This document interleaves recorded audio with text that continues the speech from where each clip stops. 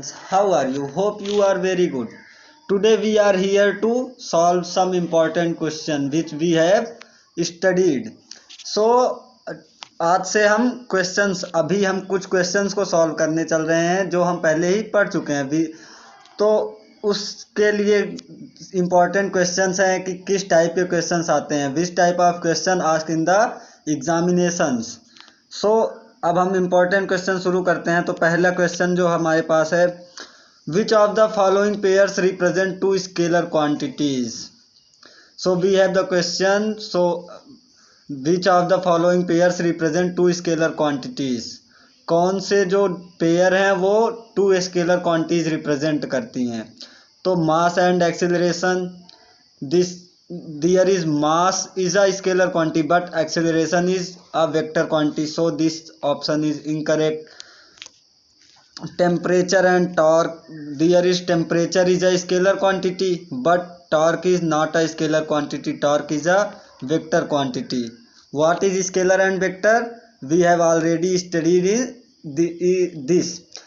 So scalar quantities that have only magnitude and vector quantities that have both magnitude and directions. Then we have option C, distance and speed. There is both the quantities are scalar because distance is a scalar quantity and speed is also a scalar quantity. अब option D में देखेंगे gravitational intensity and work. तो यहाँ पे gravitational intensity तो scalar quantity है but work जो है वो वेक्टर क्वांटिटी है, क्योंकि वहाँ पे वर्क तो स्केलर क्वांटिटी है बट ग्रेविटेशनल इंटेंसिटी जो है वो वेक्टर क्वांटिटी है। तो यहाँ पे जो डिस्टेंस और स्पीड हमें देखने को मिली ऑप्शन नंबर सी जो है वो जो है both the quantities are scalar quantities, distance and speed. So we visit the next question, that is which of the following is true about displacement of an object। Displacement के बारे में कौन सा जो फॉलोइंग स्टेटमेंट है वो true है। तो ऑप्शन ए जो दिया है, it is always equal to distance travel by the object. नहीं, ऑलवेज इक्वल टू नहीं होता, हमने पिछले वीडियोस में पढ़ा है। अगर आपने नहीं देखा है तो उस वीडियोस को जा करके आप प्लेलिस्ट में देखेंगे तो वहाँ पे जो डिस्टेंस है वो distance always greater than or equal to displacement. तो यहाँ पे ऑलवेज नहीं होता, ऑलवेज इक्वल टू नहीं होता, यहाँ पे greater than or equal to होता है। तो it can be less than the distance travel by the object. Displacement जो है वो डिस्टेंस से लेस देन हो सकता है, इक्वल भी हो सकता है और लेस देन भी हो सकता है। तो अभी हमें नेक्स्ट ऑप्शन देखेंगे, it can be greater than the distance travel by the object. It can be greater than the distance travel by the object. ये डिस्टेंस से ग्रेटर होता है, ये तो हो ही नहीं सकता कभी भी, क्योंकि डिस्प्लेसमेंट जो होता है वो always less than or equal to distance होता है, क्योंकि डिस्टेंस या तो उसके बराबर हो सकती है या उससे ग्रेटर देन हो सकती है। It always less than or the distance travel by the object, always less भी नहीं होता, तो इसमें ऑलवेज होता ही नहीं। और यहाँ पे आप ग्रेटर देन की बात करेंगे तो होगा ही नहीं। इट, तो यहाँ पे मोस्ट अप्रोप्रिएट आंसर हमें क्या देखने को मिला, it can be less than the distance travel by the object. यहाँ पे हमें सबसे करेक्ट, एग्जाम्स में हमें कैसे क्वेश्चन पूछे जाते हैं, मोस्ट अप्रोप्रिएट आंसर हमें देना होता है कि सबसे अच्छा आंसर कौन सा दिख रहा है इसमें से। तो यहाँ पे हमें जो बी ऑप्शन है वो दिख रहा है कि it can be less than the distance travel by the object. So next question देखेंगे, the branch of mechanics which deal with study of motion of material object without taking into account the factor which cause motion is called as। तो यहाँ पे आप देखेंगे कि वो कौन सी branch है जो मैकेनिक्स को डील करती है, जो उसके मोशन, मटेरियल के मोशन और बिना अकाउंट फैक्टर के जो हमें बताती है, वो कौन सी होती है इन चारों ऑप्शन में से। तो स्टैटिक्स तो होगी नहीं क्योंकि वो मोशन में है, तो यहाँ पे इसका आंसर क्या हो जाएगा, kinematics. Next question, which of the following represent non uniform motion. हमने यूनिफॉर्म और नॉन यूनिफॉर्म मोशन पढ़ा था। तो यूनिफॉर्म मोशन क्या होता है, जो equal displacement in equal interval of time होता है, वो होता है यूनिफॉर्म मोशन। तो यहाँ पे हम ऑप्शंस देखेंगे, equal displacement in unequal interval of time, unequal displacement in unequal of interval of time, equal displacement in equal interval of time, unequal displacement in equal interval of time। तो यहाँ पे हमें जो मोस्ट अप्रोप्रिएट आंसर, हमें सब most profitable answer कौन सा दिख रहा है, option number B, unequal displacement in unequal interval of time. तो इसमें से नॉन यूनिफॉर्म मोशन का एग्जांपल कौन सा हुआ, एग्जांपल नहीं, जो नॉन यूनिफॉर्म मोशन कौन सा रिप्रेजेंट कर रहा है, unequal displacement in unequal interval of time. Fifth question की तरफ हम जब चलेंगे, what is the slope of the velocity time graph when an object moves with constant negative acceleration having positive initial velocity.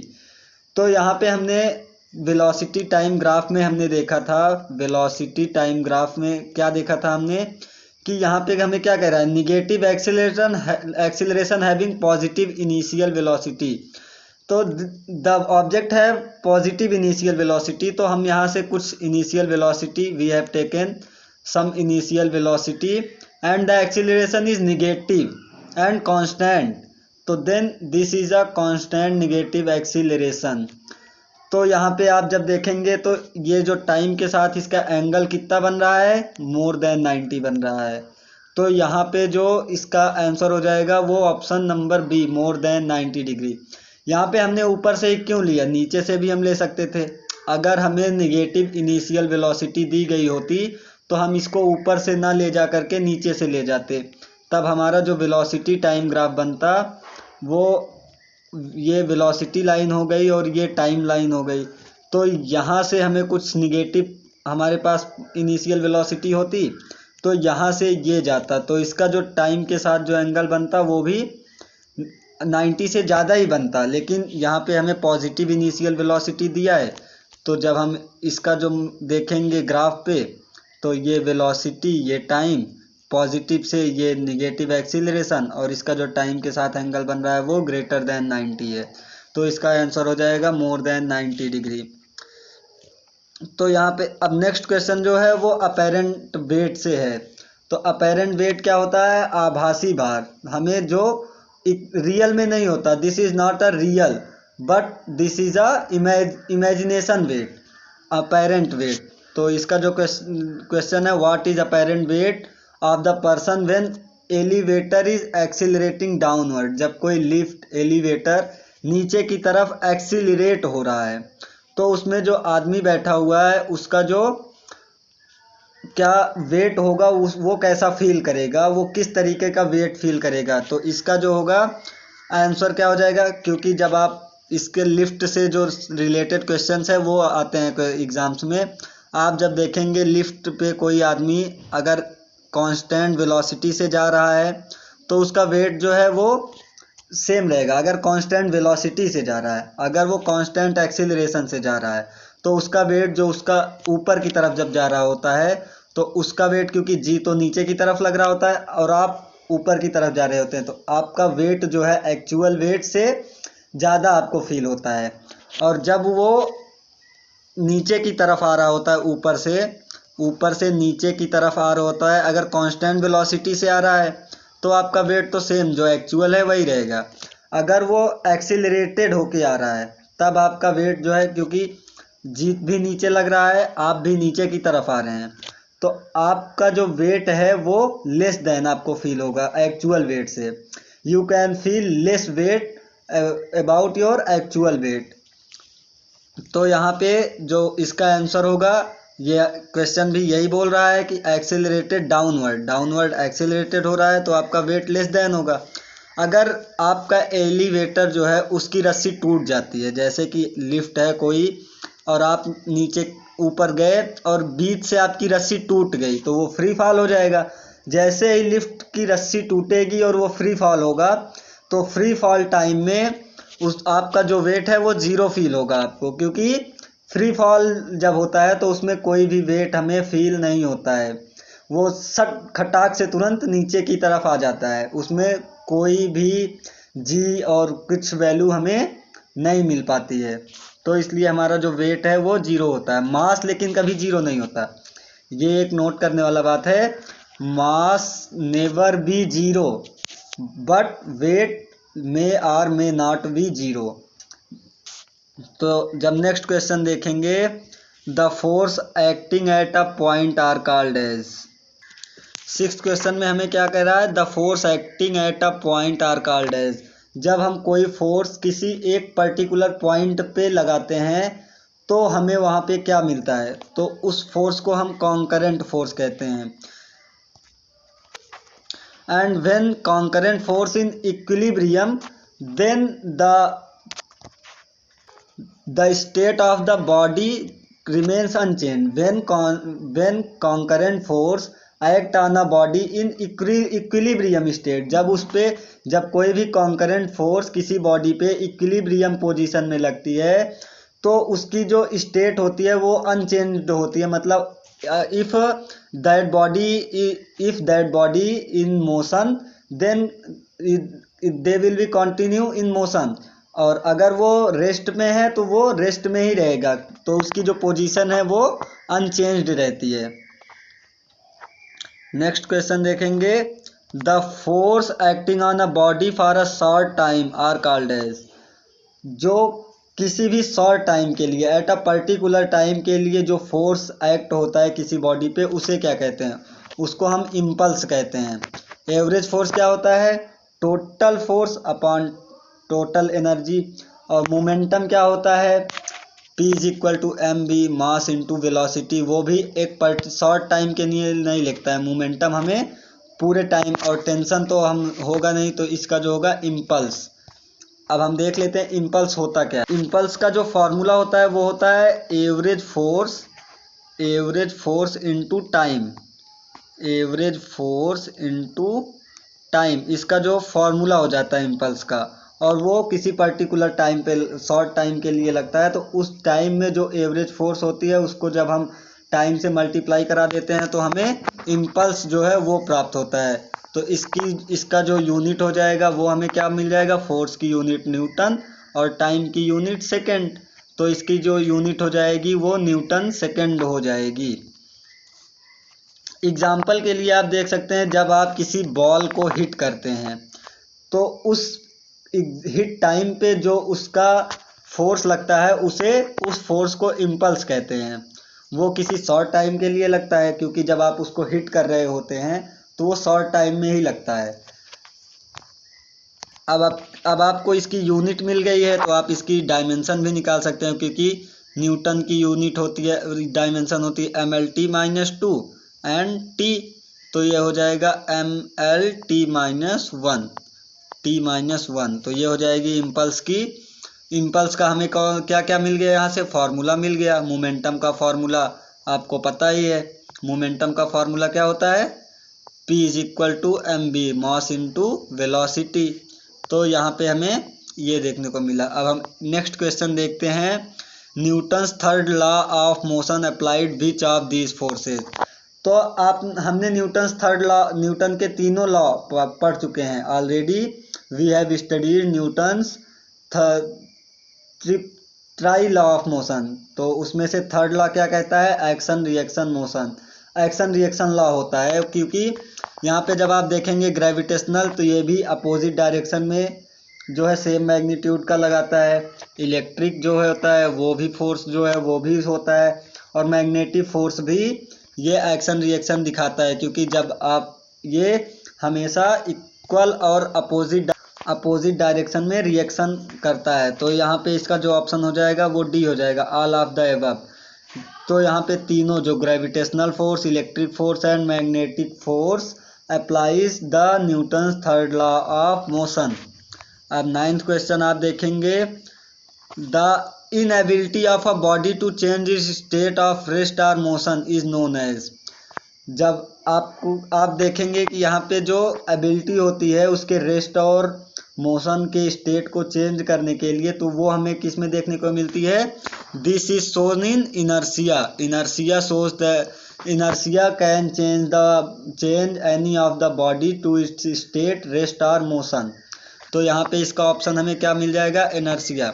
Force से हम उसका state और motion को चेंज तो कर सकते हैं, लेकिन जो इसका प्रॉपर आंसर होगा वो इनर्शिया होगा। नेक्स्ट क्वेश्चन हम देखेंगे, what is the apparent weight of a person when the elevator is accelerated downwards. ये तो सेम क्वेश्चन है, हमने पीछे पढ़ा था, तो इसका आंसर हो जाएगा less than the actual weight. 11th question है, which of the following is not correct about an inelastic collision. यहाँ पे हमें इनइलास्टिक कोलिजन में कौन सा करेक्ट नहीं है, नॉट करेक्ट पूछा है यहाँ पे। तो यहाँ पे लीनियर मोमेंटम इज कंजर्व, तो ये बात सही है, क्योंकि जो इसका जो इनइलास्टिक कोलिजन की जो डिफिनेशन होती है वो क्या होती है? वो होती है if there is a loss of kinetic energy in collision is called inelastic collision. और इलास्टिक कोलिजन क्या होता है? If there is no loss of kinetic energy is called elastic collision. तो यहाँ पे लीनियर मोमेंटम कंजर्व हो जाएगा, इसमें kinetic energy conserved. Inelastic में आप क्या देख रहे हैं, उसकी जो डिफिनेशन है वो है there is a loss of kinetic energy, तो वो तो कंजर्व्ड होने से रही, क्योंकि जब वहाँ पे लॉस हो रहा है काइनेटिक एनर्जी में, वो कंजर्व हो नहीं सकती। Total energy is conserve, total energy is always conserved in environment. ये तो हम कंजर्वेशन ऑफ एनर्जी में भी पढ़ चुके हैं कि total energy always conserved. Some or all the forces involve may be non conservative in nature, तो ये भी यहाँ पे सही ऑप्शन है। तो नॉट करेक्ट जो है वो काइनेटिक एनर्जी इज कंजर्व्ड, क्योंकि यहाँ पे काइनेटिक एनर्जी नॉट कंजर्व होती है, वो लॉस ऑफ एनर्जी होता है, क्योंकि एनर्जी डिक्रीज हो जाती है। यहाँ पे energy decreases in elastic collision में। अगर यही इलास्टिक कोलिजन का क्वेश्चन होता तो यहाँ पे ये स्टेटमेंट करेक्ट हो जाती, क्योंकि there is a no loss of collision, there is a no loss of energy. अब 12th क्वेश्चन क्या है? The dot product of two vector A and B is equal to the product of magnitude of A and B. Dot product क्या होता है? A dot B. ये जो होता है टू वेक्टर्स का जो होता है, किसी भी टू क्वांटिटी का जो स्केलर प्रोडक्ट होता है उसे डॉट प्रोडक्ट भी कहते हैं। तो स्केलर प्रोडक्ट क्या होता है? A dot B is equal to A B cos theta. A B cos theta हमें देखने को मिलता है। तो यहाँ पे जो है, और जो दो होते हैं उनमें ये एंगल बनता है एक, तो जैसे दो वेक्टर ये हो गए, इनमें ये एंगल मिला, ये एंगल मिला, तो ये लार्जेस्ट एंगल है, ये स्मॉलेस्ट एंगल है।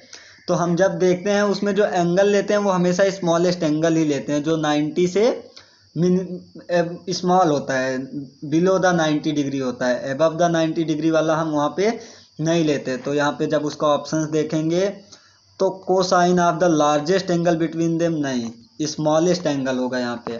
Sine of the largest angle between them नहीं, लार्जेस्ट एंगल भी नहीं होगा, साइन भी नहीं होगा। जब हम वेक्टर प्रोडक्ट देखते हैं वहाँ पे हमें ए क्रॉस बी बराबर ए बी साइन थीटा होता है, लेकिन डॉट प्रोडक्ट में जो है वो ए डॉट बी बराबर ए बी कॉस थीटा, और थीटा जो है स्मॉलेस्ट एंगल होता है। Cosine of the smallest angle between them, तो ये यहाँ पे करेक्ट आंसर होगा कि जब हम डॉट प्रोडक्ट करते हैं तो वहाँ पे जो कोसाइन का जो वैल्यू होती है वो स्मॉलेस्ट एंगल में थीटा की वैल्यू हम लेते हैं। और फोर्थ जो है sine of the smallest angle, तो साइन तो वो क्रॉस प्रोडक्ट में होता है, डॉट प्रोडक्ट में नहीं। तो ये हमें यहाँ से फॉर्मूला भी यहाँ से पता है हमें, ए डॉट बी बराबर क्या होता है? ए डॉट बी बराबर B is equal to A B cos theta, A B cos theta. Next question क्या है? What is dot product of two perpendicular vectors. तो हमने यहाँ पे जब देखा परपेंडिकुलर में क्या होता है? Theta is equal to 90 degree. तो ए डॉट बी बराबर हमने दो वेक्टर का डॉट देखा, तो ए बी कॉस थीटा होता है, कॉस थीटा। जब हम यहाँ पे theta is equal to 90 degree रख देंगे तो कॉस 90 की वैल्यू जीरो हो जाती है तो ए डॉट बी बराबर हमें क्या देखने को मिलता है, A dot B is equal to zero.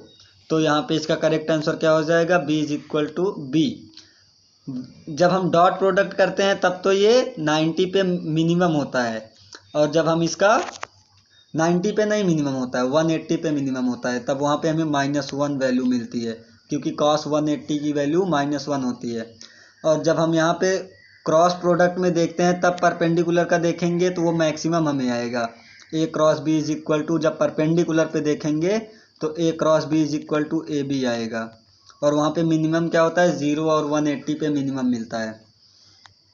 Next question जो है, work done is defined as the dot product of which of the following vectors.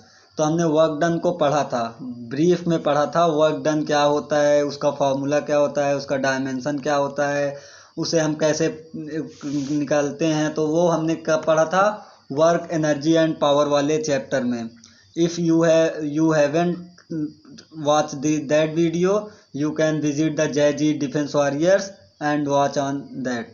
सो यहाँ पे जो इसका करेक्ट आंसर क्या हो जाएगा, वर्क डन का फॉर्मूला क्या होता है, वर्क जो फोर्स एंड डिस्प्लेसमेंट, और जो होता है एफ डी कॉस थीटा होता है। तो यहाँ पे जो डॉट प्रोडक्ट किसका किसका हो जाएगा, W is equal to F D cos theta. तो डॉट प्रोडक्ट पूछा है तो एफ डॉट डी उसको लिख देते हैं हम कॉस थीटा को, तो F dot D force and displacement. तो इसका करेक्ट आंसर हो जाएगा force and displacement. Next question हम देखेंगे, what is the dimensional formula of work done. तो आप डायमेंशनल फार्मूला तो आप निकाल सकते हैं, बहुत इजी है, क्योंकि यहाँ पे जब डायमेंशनल फार्मूला, तो वर्क डन का पहले हम फार्मूला देख लेते हैं, एफ डॉट डी। तो एफ डॉट डी, तो एफ क्या हो गया, एफ का जो डायमेंशन होता है, फार्मूला क्या होता है, न्यूटन मीटर पर सेकेंड स्क्वायर। तो यहाँ पे जो इसकी यूनिट हो जाएगी केजी, इसकी यूनिट हो जाएगी केजी, किलोग्राम मीटर पर सेकेंड स्क्वायर, मीटर पर सेकेंड स्क्वायर। तो जब इसका हम वो देखेंगे डायमेंशन, तो न्यूटन मीटर इसकी जो यूनिट होती है वर्क की क्या होती है, न्यूटन मीटर। तो न्यूटन की यूनिट mL/t-2, और जो मीटर की हो जाएगी L। तो इसका जो डायमेंशनल फार्मूला m1L/2t-2। तो यहाँ पे कौन सा आंसर करेक्ट हो गया, D is a right answer. तो ये ऐसे ही आपको इजी क्वेश्चन देखने को मिलते हैं, ये सारे क्वेश्चंस आप बहुत इजीली सॉल्व कर सकते हैं, बस आपको उसके फॉर्मूले याद रखने की ज़रूरत है। तो आपको फार्मूले याद हैं तो आप आसानी से कर सकते हैं, और फार्मूले की वीडियोस हमने पिछले वीडियोस में डाली थी, आप उसे जा कर के देख सकते हैं। तो next question, which of the following is true about universal gravitational constant in case of two bodies each of unit mass having their centres placed at unit distance apart. तो यहाँ पे हमें यूनिवर्सल ग्रेविटेशनल कांस्टेंट के बारे में पूछा है। तो यूनिवर्सल ग्रेविटेशनल कांस्टेंट जो हमें क्या होता है, पहले ये फोर्स होता है, attraction force between two bodies. तो एफ इज इक्वल टू क्या होता है, G m1 m2 upon R square. तो यहाँ पे हमें क्या दिया है, टू बॉडीज जो है हैविंग यूनिट मास, मतलब m1 is equal to m2 is equal to 1। और नेक्स्ट क्या हमें दिया है, their centres place at unit distance, they are placed at unit distance, then the value of R is equal to also 1। तो when we put all the values in formula, then we find that f is equal to g m1 is equal to 1, m2 is equal to 1 and r is equal to also 1, तो 1 का square. then we find that f is equal to g, then what's the answer, that is it is equal to the force of the attraction between them.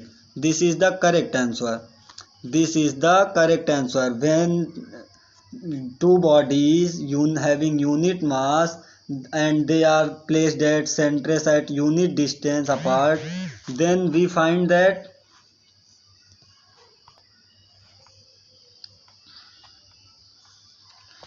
we find that this is a correct answer A. It is equal to the force of attraction between them. And next question, that is 17th. Which of the following laws state that the orbits of the planets are ellipses with the sun at one focus of the ellipse? तो ये हमें Kepler's law के बारे में पूछ रहा है। तो केपलर्स ने अपने जो लॉ दिए थे, उन्होंने 3 लॉ दिए थे। 3 लॉ उनके कौन कौन से थे? Kepler's first law, second law and third law. तो फर्स्ट लॉ जो हमें क्या कहता है? फर्स्ट लॉ कहता है every planets revolves around the sun. Every planet revolves around the sun, and the sun is situated at the one foci of the and revolves around the sun with an elliptical path, and the sun situated is an one foci of that two. जो Eclipse की 2 foci होती हैं, उनमें से 1 foci पे सन जो है वो होता है, और जो एवरी प्लैनेट्स हैं, all planets are revolve around that. So this is the Kepler's first law. यही हमें स्टेटमेंट में भी कह रहा है कि orbit of the planets are ellipse with the sun at one focus of the ellipse. तो ये केपलर्स का फर्स्ट लॉ हो गया। This law is also called as planetary law. Kepler's first law is also called as planetary law. Next question हमें क्या कह रहा है? केपलर सेकेंड लॉ के बारे में। तो what is Kepler second law? Second law कहता है the line joining the planet to the sun, the line joins the planet to the sun sweeps equal area. जो sun sweeps equal area in equal interval of time. Sweeps equal area in equal interval of time. तो second law क्या कहता है कि जो सन, जैसे यहाँ पे हमारा एक सन की पोजीशन ये हो गई, और इसके ऑल अराउंड में जो है वो प्लैनेट्स चक्कर काट रहे हैं। तो जैसे हम टाइम इंटरवल लेते हैं यहाँ से यहाँ तक का, तो यहाँ से यहाँ तक में ये जैसे 2 सेकंड का हम टाइम लेते हैं, 2 सेकंड में ये प्लैनेट यहाँ से यहाँ तक गया। तो इसने जितना एरिया कवर किया, ये always equal to that if we measure from here in 2 second that is revolved that here to here in 2 seconds, then this area is always equal to this. So the Kepler second law is known as law of areas. First law is also known as orbital law. Second law is known as law of areas. And the next question is as per the Kepler's third law. अब यहाँ पे हमें Kepler's third law देखने को मिला। The square of the time period of the revolution of a planet is directly proportional to which of the following? तो Kepler's ने third law में क्या बताया था? उन्होंने बोला था कि the square of the time period of the revolution of a planet is directly proportional to the cube of the semi major axis of its elliptical orbit. वो जो semi major axis, elliptical orbit का जो semi major axis होता है, उसके cube के directly proportional होता है। तो यहाँ पे हमने 3 क्वेश्चंस में हमने केपलर्स के तीनों लॉ को पढ़ लिया। तो दोस्तों, जब आप क्वेश्चंस को सॉल्व करेंगे तो जो हमारा छूटा हुआ पार्ट है, हम वो भी इसमें कवर करते हैं। वैसे तो हम सारी चीज़ें अपने पिछले क्लासेस में कवर कर चुके हैं और आज उसके क्वेश्चंस लगा रहे हैं। तो आप जब क्वेश्चंस को सॉल्व करते हैं, then you find that which type of questions ask in the examination. So solving questions is most important mantra for the crack any of the examination. So the next and last question is which of the following represent the dimension formula of universal gravitational constant? Then हमने पिछले question में पढ़ा था universal gravitational constant के बारे में। तो यहाँ से हम उसका फॉर्मूला निकाल लेते हैं। तो वो रिलेशन क्या होता है फोर्स में? F is equal to G m1 m2 upon R square. तो यहाँ से जब हम जी की हमें जी का पूछा है, ग्रेविटेशनल कांस्टेंट का पूछा है, तो हम जी की वैल्यू जब देखेंगे तो जी इज इक्वल टू हो जाएगा F R square upon m1 m2। तो जब हम इसके डायमेंशंस में जाएंगे तो एफ जो है वो न्यूटन फोर्स, तो फोर्स का डायमेंशन क्या होता है mlt-2। एफ आर स्क्वायर था, आर लेंथ है, तो यहाँ पे लेंथ का हो जाएगा L2, और नीचे क्या था m1 m2, तो ये हो जाएगा m2। तो दोनों क्योंकि मास है तो मास इंटू मास m2 हो जाएगा। तो जब हम इसको सॉल्व करेंगे तो हम पाते हैं we find that m-1L3T-2 this is the dimension of universal gravitational constant.